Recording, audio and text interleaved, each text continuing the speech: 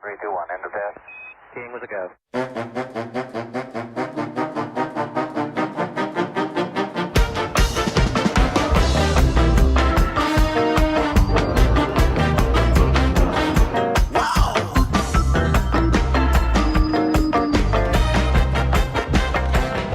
Well, hello there, and welcome to another edition of Warbird Wednesday. My name is Fred Bell. I am the Vice Chairman of the Palm Springs Air Museum, and today we are going down dive bomber lane with a Soviet aircraft from the Soviet Union. But first, Jason, my erudite assistant, has put me in a, these are like, you're going more bonnets. For a while there, they were like foam. Now, these are things I think you'd like wear out, you know, to keep your ears warm in the cold, which would actually work. But what am I? I'm an elephant, I think, today. Come on! Don't you want this? Take this up. That looks like an elephant to me. Toss that off camera to my erudite assistant. And today we are talking about the Petlyakov, and I'm sure I butchered that, and I apologize. The Pe-2. We're going to stick with the Pe-2, and I'm going to go ahead and fill my hands here with something in a minute. Now, the Pe-2 had the NATO code name, the Buck. Who are you? I'm your Uncle Buck.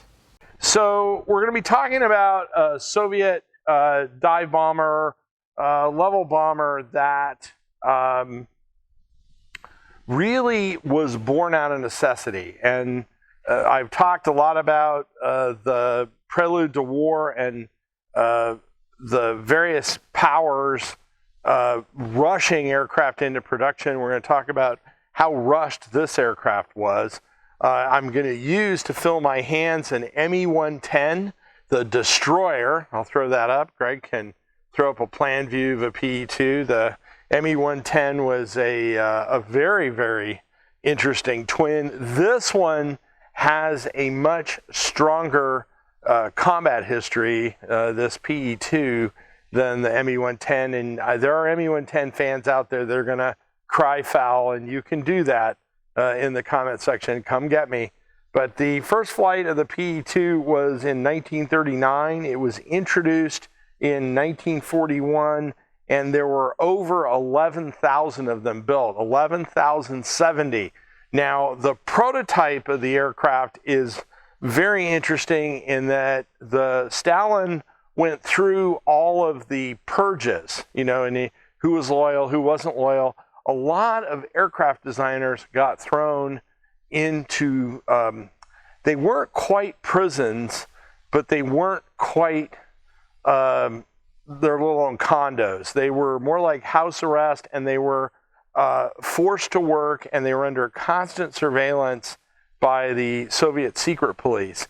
And they took a lot of their top people, whatever designers there were, and they found them as enemies of the state, and then they locked them up and basically forced them to continue to design their various weapons. And that's what happened with the Pe-2. In fact, the designer watched the flight of the prototypes from being locked up in like house arrest. They couldn't go out and watch the airplane. The airplane had to fly over. Now, this aircraft went through a couple of different types, and the first designs of this aircraft actually, the one flew okay. The second one caught fire and actually crashed, and they found that there were a number of design flaws with it, so they went back to the drawing board, and then they came up with basically the basic configuration of the Pe-2, and that's what went forward. Now, the Pe-2 is unique in that it was the most prolific twin built in the war, other than the Ju-88 and the Wellington. Those are the only two that were, more of them were built than this aircraft. So it was widely used. It was flown by the Soviets and all of their allies. Now, the interesting thing about it was the Pe-2 was so fast that it could literally run away from German fighters. And it was very frustrating for the Germans, because the Germans, this aircraft was one of the rare exceptions, unlike the Me-110. And again, I'm going to throw something out there, and the Me-110 fans are going to get after me. The Me-110 did not do well with determined fighter opposition. The difference with this aircraft was that it could literally run away from German fighters, and German fighter loss rates against this aircraft were very high because it was nimble enough and fast enough that it could be very deadly if they came up against the right pilot in this airplane. The Germans, the outcome was not assured. So it was it was very unique. Now, it did not find its zenith. The Soviets, when they got attacked by the Germans, most of the Soviet frontline fighter forces and their bomber forces got wiped out. I mean, they were wiped out in a very short period of time. And it wasn't until the Soviets kind of regrouped around Moscow and in the east that the aircraft actually was used in numbers and really started to have an impact on the battlefield. Now, I said that this aircraft did not had some really unique kind of teething history beyond those two prototypes where they had different problems. This aircraft was actually ordered into production without a prototype being flown. They changed the wings, they changed some of the skin, but the aircraft itself was ordered into production without having a prototype being test flown. And what ended up happening with that was the airplane ended up having some design tendencies that were squirrely, that they kind of, by the way, Jason, squirrely is a technical term, squirrely. It was squirrely. Its biggest challenge was it didn't have shock absorbers, and when it landed, it tended to bounce. And it had that bounce with the pilot wasn't ready for it. The aircraft, that was fatal. You could get killed doing that. Now, remember, the Soviets were our allies during the war. They bore the brunt of the German onslaught before we actually opened up a second front on the continent. We did start attacking them in the air in 1943, but the Russians took a horrible beating. And actually, their bomber forces in the war, the Soviet bomber forces, never get the credit they're due. Remember, they were flying closer to the front lines than what we were doing with B-17s and long-range bombing, daylight bombing, and the British at night. But that didn't mean that the missions were any less dangerous. So today, I'm going to go ahead and put this back on its spindle. And this is a group that never gets any recognition, and that is Soviet bomber forces who are allies during World War II. And we're going to salute them with Ting. Where do you get this stuff? Ting, a sparkling grapefruit beverage made with Caribbean grapefruit juice. So now we have the Caribbean grapefruit juice mafia.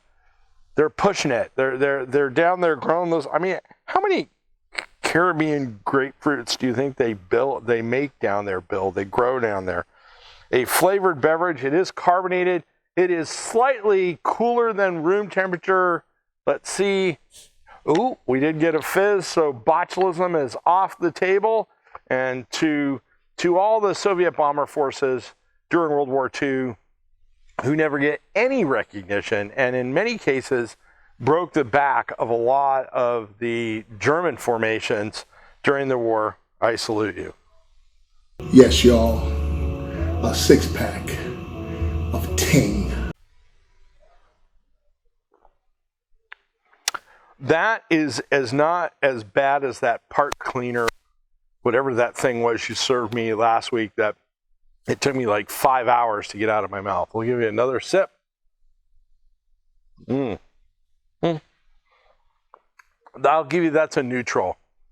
I know you're disappointed. Yeah, you're shaking your head. You're disappointed. So the Pe-2 did tremendous service during World War II. Now, the interesting thing is the Finns captured Pe-2s to great effect during the war and against the Russians as well. So the Finns actually had these and used them, captured ones and used them quite effectively. And then the war was ended. They continued to fly under the NATO code name, the Buck. And that is when the type kind of sauntered off into history in the 50s. If you want to see a Pe-2, they're fairly prolific in Eastern Europe because there were so many of them built and they flew after the war. You can see them in a number of museums. I do not know of, and I looked around, that there weren't any in the United States, which is too bad. It'd be a good, interesting airplane to look at in a museum. I don't think there are any in the United States that I could find. If I'm wrong, educate me in the comments. And the Pe-2 then flew into history. Gosh, Jason, I'm like rhyming. What's going on here? I don't know. Now, if you are at home and, Jason does a lot of these coloring books and then brings them to me, and then I'll give him like an A or a B.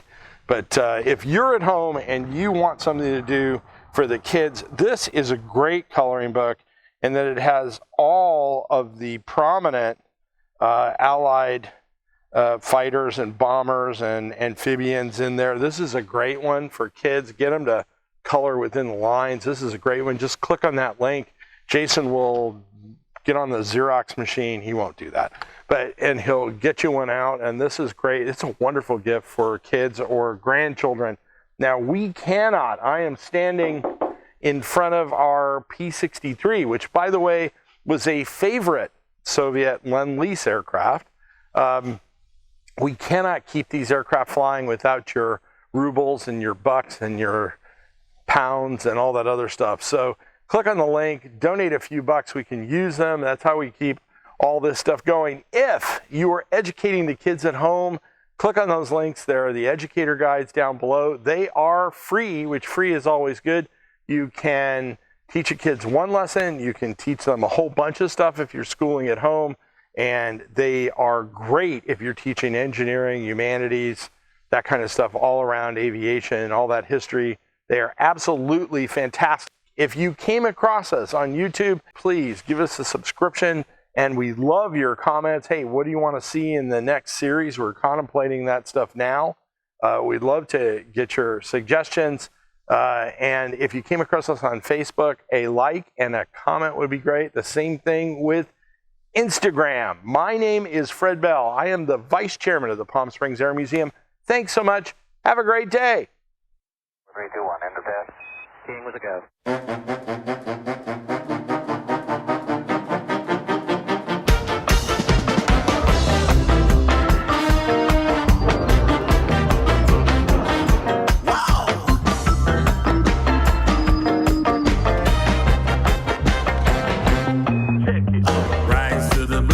Day, all my fears have gone away. I guess it's